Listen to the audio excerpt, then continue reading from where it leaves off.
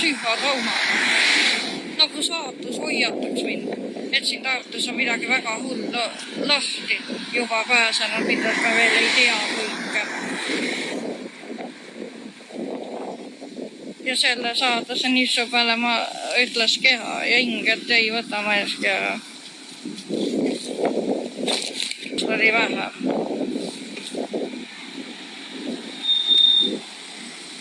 Ja nüüd külmas on käsi ikka parem. Ma ei tea, kuidas mõned suusatajad saavad paljaste kätega elada.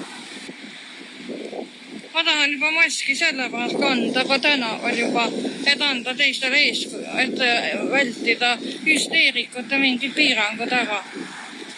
Jah, ma kardan seda rohkem kui Lätil juhtunud. Suurem on lihtne saia piidlema.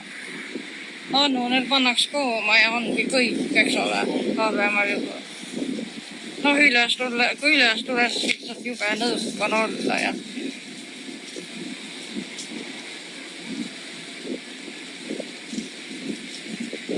õnneks ma päris neeru haigust ma ei ole ikka päris dialüüsi otsa ikka enamus ikkagi. Enamusel jäävad ikka kopsu ja köha ja muu siukse nõrkuse lihas kaduda. Ma kardan seda juba vähem kui piiranguid ja hüsteeria. Ja üks paar nädalat on see nii juba olnud. Ja sellepärast ma kannangi maski, et inimesed hoidke ära see hüsteeria, mis on Leedus või kuskil seal Prantsusmaal või Taaniski lahti läinud. No Taanis küll vähem ja ka Soomes, aga ikkagi. Saksamaa samuti ülemisel piirid juba.